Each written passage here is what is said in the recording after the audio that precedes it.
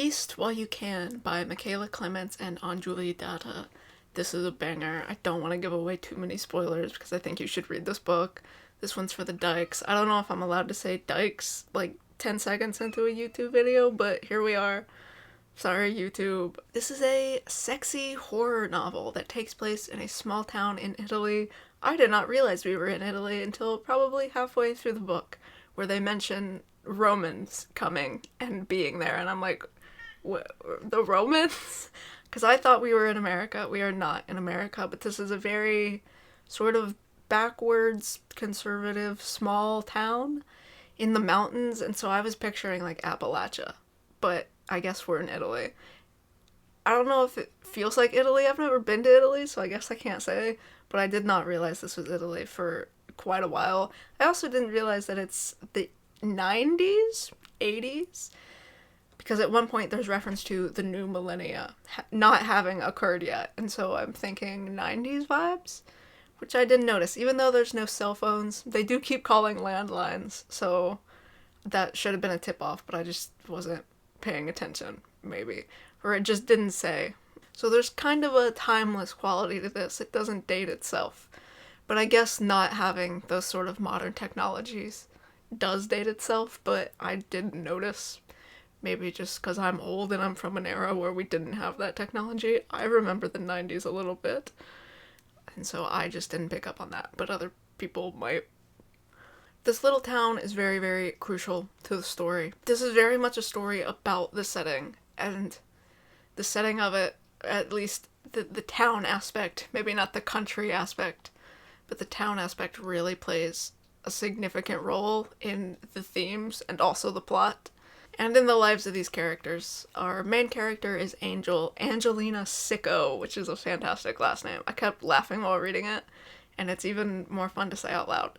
She's part of the Sicko family, which is this big, like, long-standing, storied, respected / feared / respected family in this town. She is the Sicko girl of her generation. Every generation has one girl, and then the rest is just a bunch of boys, and there's always a bunch of siblings, cousins. This is like a very large family, and they're very traditional, or like they have this sense of that they have been around, they are ubiquitous to this town, they are sort of synonymous to this town, they are so well respected that Angelina can kind of get away with things that no one else can because she's the Sicko girl, and the Sicko girl is always sort of this matriarchal figure. Her Nona, I guess the fact that she's called Nona is really Italian, but I was still picturing American because we have Italian Americans, and that just felt like something someone in America does, still calls their grandma Nona. Anyway, Nona's sort of the matriarch, and then below her is Angelina's mom, who's sort of the secondary matriarch. So she has a lot of say in this town, and she's done a lot to sort of change this town. She loves this town, but she is a queer woman, basically one of 2 / 3, I guess there's 3. There's like no queer women. She's one of the only queer women, and she's one of the only 2 brown women. There's another woman named Jagvi, who is our second main character. Not point of view character, we're only in Angel's point of view. But Jagvi has an Indian mom, and she grew up in this town, but left because she hated it, because everyone treated her terribly, because she was queer and brown, and she doesn't have the sort of status that Angelina has as a sicko woman. Angelina's a sicko, but Jagvi's just sick, and so she was never well respected in town. She left as soon as she could. She's a paramedic in a nearby city, which is like a pretty small city still, but is a bigger city than this tiny little village. And so she's sort of seen as having run away to go live in the big city. She's sort of an outsider.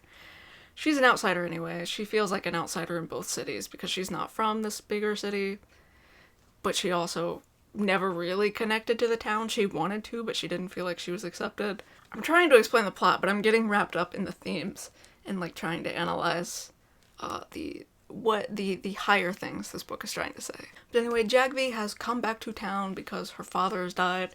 There's been a funeral. She has the house she has to clean out and take all of his stuff. And Jagvi is best friends with Angelina's brother, Patrick. And Jagvi and Patrick actually dated in high school before Jagvi came out / was outed Patrick's still, like, a little bit in love with her. We never get, like, a romance arc with them, but you still get the sense that he's kind of a puppy dog and is really attached to Jagvi, even though she's, like, a hot butch now, which I love. I love Jagvi. Jagvi's a really good butch character. There's a lot of sort of gender fuckery stuff and, like, gender non-conforming dynamics, and, like, Jagvi packs sometimes, and, like, there's some gender play and the sexual stuff that goes on later in this book that I don't see a lot of in lesbian fiction, and I really enjoyed seeing in lesbian fiction, and I think we should have more of that. More of that, authors, if you are listening. There's no authors watching this, but if you are, more of that, please.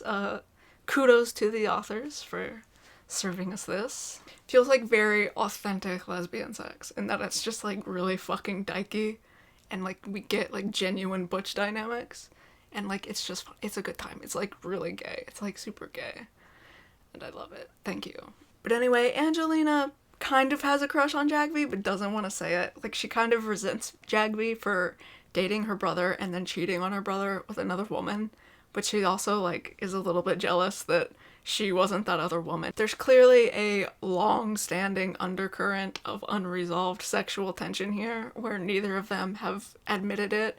You get, like, little references to certain times where, like, maybe they did almost admit it, but they don't want to talk about it. And so you as the reader are like, ooh, what was that? What happened? Give me the tea. I want the history. Give me the juicy bits. And you get them sort of slowly, and it's delicious. So Jagvi being back in town is a major plot point. But also the biggest plot point, arguably, is there's a fucking monster. This is a horror novel. There is a local monster that no one really knows what it is and how it got here and what it does. There are local legends about it. Some people don't believe it's real, but Angelina ends up encountering the monsters. There are caves and there's a pit, and inside of this pit is supposedly where this monster lives, and it starts talking to Angelina, and she doesn't know what it is, and we as the reader don't get a sense of what it is. I really like this monster. I think it's both really fleshed out and also not totally fleshed out.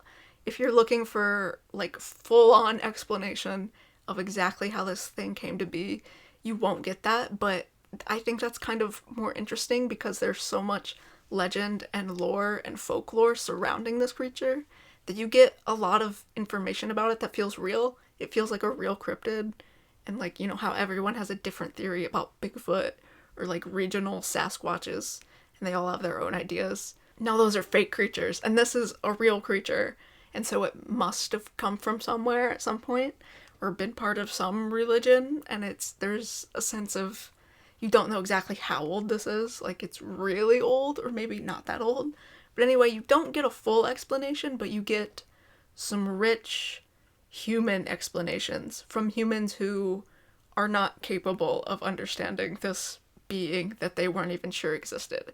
And so it doesn't feel unfleshed out to not have all of those answers. It feels like a real monster written from a human perspective. And I also really like this monster because it goes back and forth between really charming and really disarming.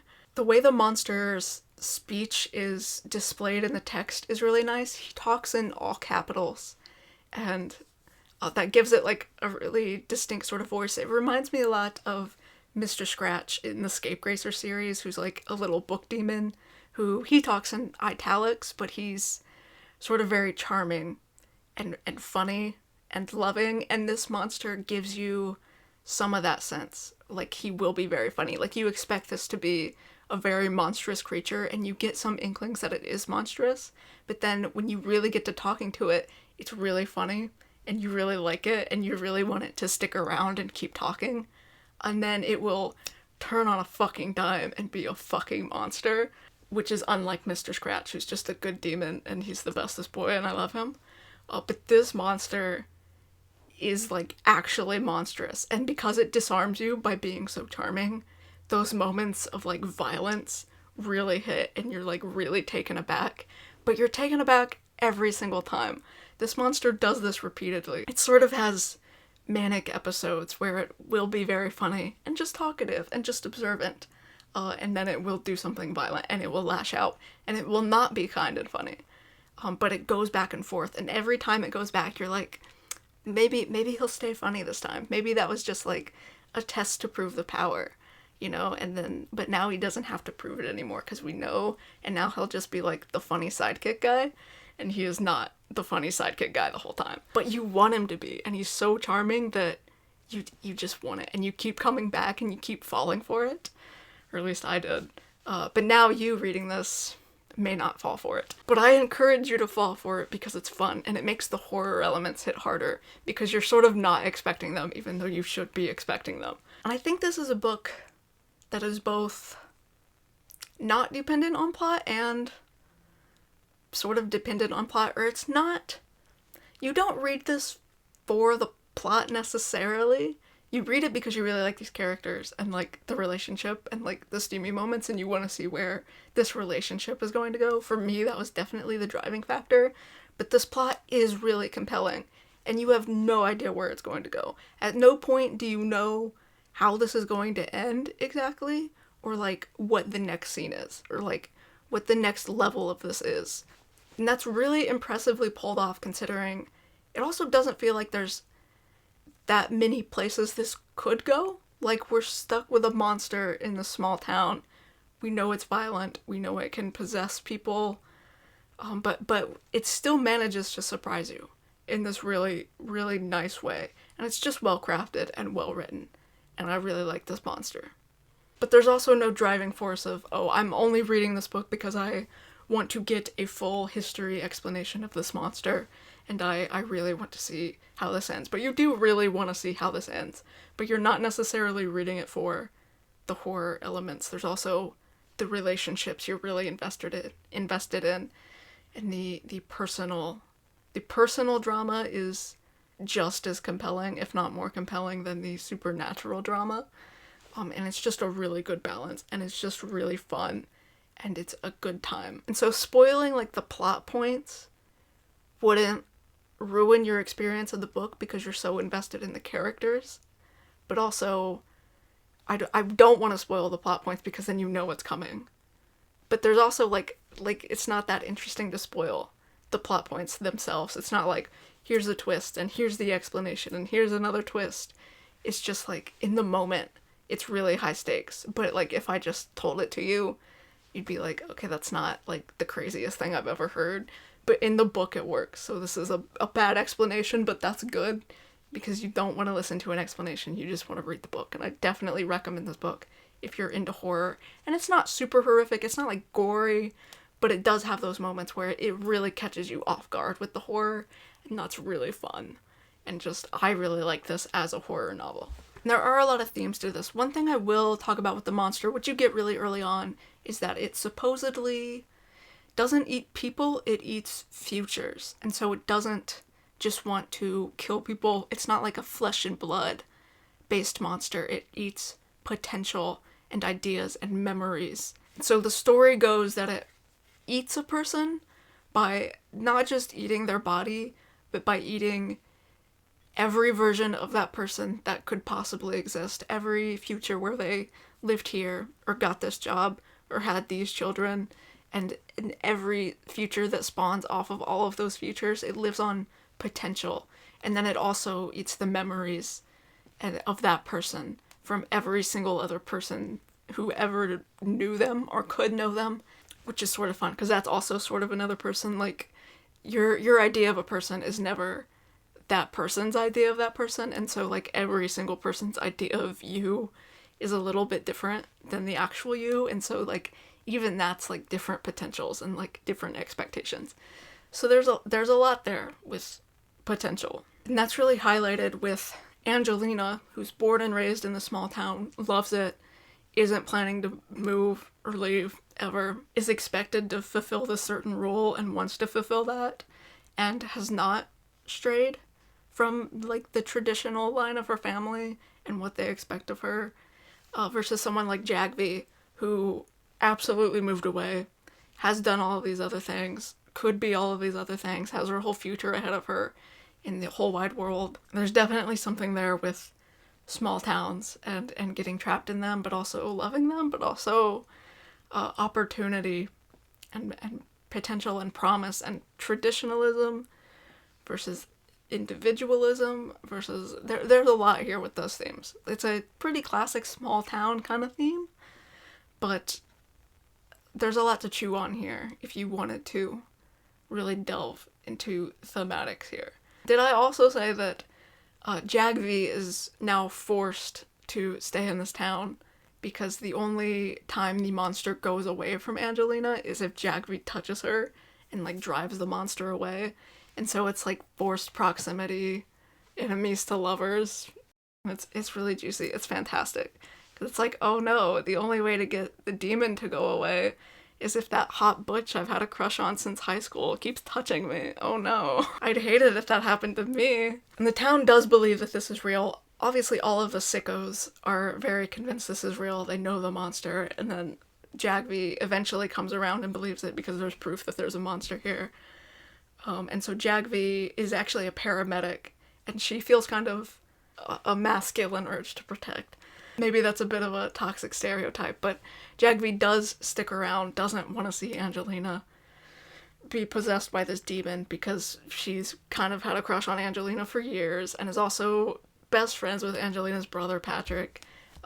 Does care for this family, does care for this town in a way, and so she can't leave. She has to stay, keep touching Angelina to keep the demon away. How awful.